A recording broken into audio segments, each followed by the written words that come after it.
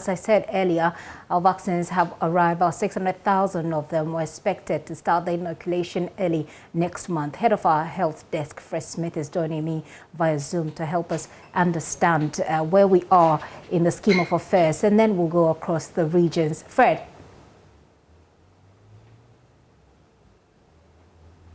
Hello, Fred. Yes, Gifty. Right, Fred. As it stands, we just received the vaccines yesterday. Where are we in the scheme of affairs at the moment? Well, the Ghana Health Service is managing the rollout of the vaccines, and immediately our cold storage facilities in Accra have taken delivery, and 3 regions will be served in all. And so the 2 other regions have received their share of the vaccines. The Ashanti region, which is the region with the second highest number of COVID cases and active cases. And then we have Central. The Kaswa area, for instance, has been noted as one of the hotspots, and special attention will be given to that as well. And so the vaccines have been dispatched to these 2 regions, in addition to what we have in the Greater Accra region. We understand, Fred, that with 600,000, in fact, some people have argued that with 600,000 jobs, the frontline health workers alone could exhaust it all. Yes, indeed. There's actually a rollout strategy. So the total expected population to be vaccinated will be 31. Well, we have 31 million, but the total population to be vaccinated will be about 20 million, which means we need about 20 million vaccines, doses of the vaccine. And as it stands, we are less than 1 million so far. So per the rollout plan, we are expected to have frontline workers being vaccinated. In a news conference that was held by the WHO Africa region, they had the director for public health at the Ghana Health Service, Dr. Sedu Bakwe, participating in that news conference, and he gave details of those to be prioritized in the inoculations due to start sometime next week. And we have health workers being the major concern for the authorities as they begin the inoculations. We have the frontline security personnel as well. We have our government. They want government to be running, and so the 3 arms will receive the inoculations as well. So the presidency, the president himself, we understand, will be the first person to be vaccinated, and then you have the staff at his office, and then the legislature, parliament, for instance, MPs and staff of parliament will be vaccinated too. Then we look at the judiciary; they will also be inoculated in the first phase of the inoculations that will take place. There's phase 2, which will consider electricity and water company workers, teachers, students, farmers, and anyone who is involved in the country's food value chain will receive the inoculations as well. The phase 3 will feature pregnant women and anyone who is 18 years and beyond. These are the persons who will be considered and in order of prioritization. Right. But in that news conference, the Director of Public Health, Dr. Sedu Bakwe, also gave indication of how government is approaching the vaccine procurement. You know that 600,000 is not enough at all, considering the target we have.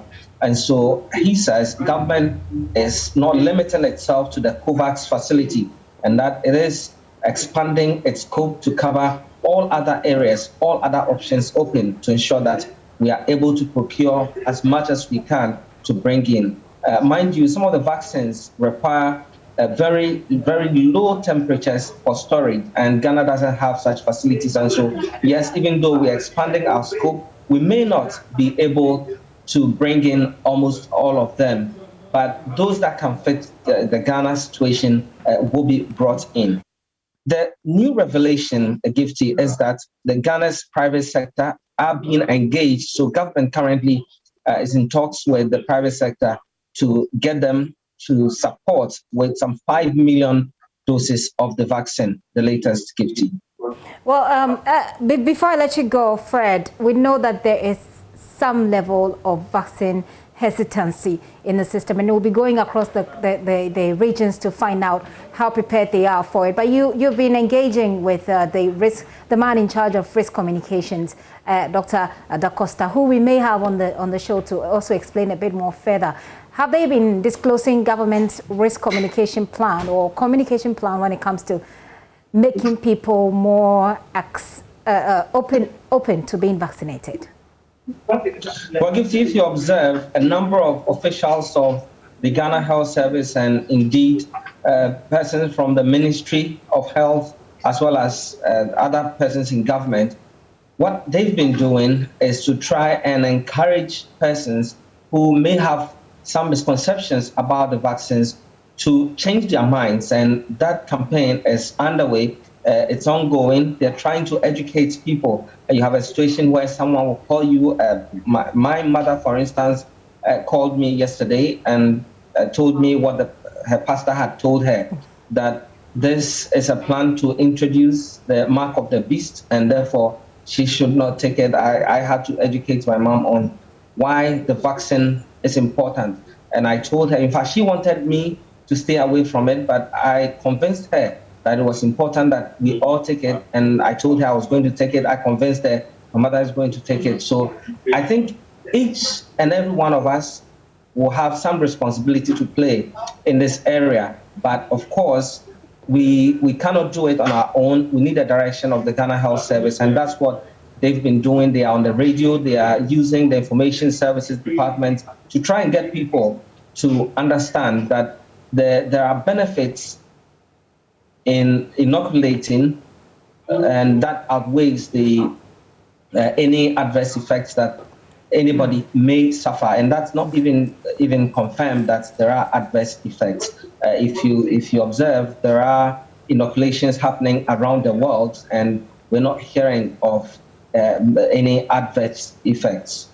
Fred, thank you very much. Fred Smith is head of our health desk there, breaking it down for us since we just received the vaccine yesterday. Well, let's now go to the regions now. We'll take a look at the preparedness of the health directorates when receiving the COVID-19 vaccines, which arrived yesterday. The metropolitan municipal district offices are preparing to receive the vaccines, which the vaccination for the vaccination which starts on March 2nd. We start in the western region, from where Natalia Kwanza, our correspondent, is joining via Zoom. Hello, Ina.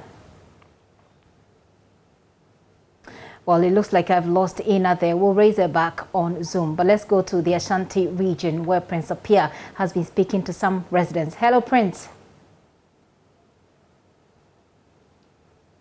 Hello, Gifty. Can you hear me? Prince, I do hear you loud and clear. Tell us, what is the situation in the Ashanti region?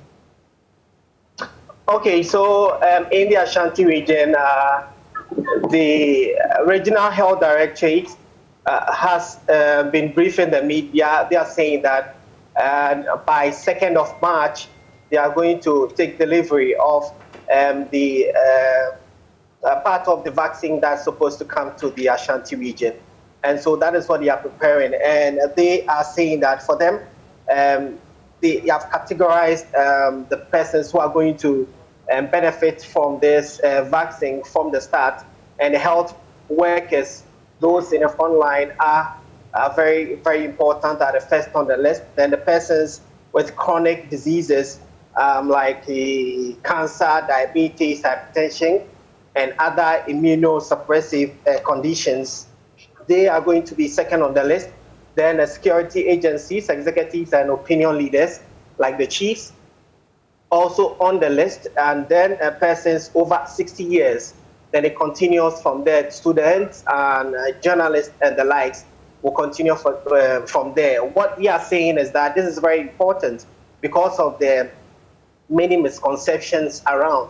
They want the opinion leaders and the security and executives to be part of it, because when people see them taking the vaccines or hear that they are taking the vaccines, then it's going to convince a lot of people to also come take the vaccines. Another thing they are saying is that instead of unlike the other type of vaccinations where they go around house to house to do that, this is going to be started. It looks like Prince just froze on me. Prince, you seem to be in a moving vehicle. If you can pull over and talk to us, that will be smoother. I believe, yes, I guess it's the movement in the vehicle that causes that stagnation. But Prince, you were making a point. Go ahead for me. Yes, I was saying that what they have decided to do is to get these 4 categories of people to take the vaccines, and they believe that that is going to convince a number of people who from now, for some time now, have the misconception that this vaccine is as a result of the mark of the beast that is coming, and others implanting 5G chips into people to propagate their own missions. And so they believe that this is going to be very critical to disabuse people's mind and get them to vaccinate. Right. What they are also saying is that unlike other vaccination exercises where people would have to go around house to house to bring the vaccines and get people injected, sorry to barge in there. Hello, Prince. Yeah, we got that. We got that in the beginning. Now, help us understand. Yesterday, I saw that Kumasi, the Ashanti region, was supposed to receive some, was it 1 million doses? But what we have is just 600,000. So help us understand those dynamics. Do we know how many will be allocated to the Ashanti region? And is that happening in this first batch of 600,000 that we have received? Okay, so that communication was for the total number of vaccines that were expected to come, not 2 million from the 600,000 that is currently available. And so for the portion of the 600,000 that will come to Ashanti region, we do not have the figure as at now, but the regional director indicated that as by 2nd March, the portion that is expected to come to Ashanti region would arrive in Kumasi. You have been speaking to some people, Prince, haven't you, about their own readiness and the level of acceptability they have to being vaccinated. Tell us about it. Okay, so before that, the health director should say that have planned to train the health workers in a certain course that they call the adverse events following immunization. What the regional director is explaining, saying is that this is very important because they are anticipating that people might have some effects when they go through the vaccination. And so they are training these health care professionals and those in the front line to be abreast with what to do when these things begin to happen. So I've been speaking to some residents here in Kumasi, and what they are saying basically is that a number of them are saying they want to see the president and the politicians and government officials who are going to take the vaccine. That should be done live on TV so that they can see and understand what is happening. That would disabuse their mind before they would accept to go ahead and get vaccinated. Others too are okay. Some are not worried about all these misconceptions going around. They claim that they are ready to take the vaccine. So it's a mixed reaction from this side of the country, Gifty. Prince, thank you very much. If there's anything else, we can hear some of the conversations that Prince has been having with the residents. Listen. As a whole, as a guinea pig, why are they not using it on their president, their newly president? What's the name? Joe Biden. They should use it on him first before they bring it to we Africans and Ghanaians as a whole. I want our leaders, that are the members of parliament, the president, the vice, and even the speaker of parliament, to take the vaccine first before we, the citizen, we will decide whether we will take it or not. I believe the government, they've taken precautions. They know how effective it will be against the fight. of coronavirus. So yeah, I will take it. I'm prepared to take it. To be honest, no. The reason being, AIDS has been around for 40 years, there's no vaccine. And this is, from the science, it takes several years, or, the testing stage. So why should it be rolled out that quick? I feel it's been rolled out very quick and it's not safe. That's my personal opinion, though. I don't think I'll be taking it anytime soon. Since leaders have gotten a vaccine for us, we need to take it so as to calm us down and then recover for things to go on for the economy. So you are ready to take it? Yeah, I'm ready. So those are some people who have been speaking to my colleague Prince Apia in the Asante region. Let's get to Western region. Natalia Kwanza has been interacting with health authorities there. Ina, what have they told you about educating the public when it comes to their happiness to receive the vaccines? It is in a series of meetings from yesterday to today, so they are yet to comment on how they are going to educate the public. But I have also been speaking to some of the residents who say that they would expect government officials to take the vaccine first before they would take it. Let's look at them and listen to what they say.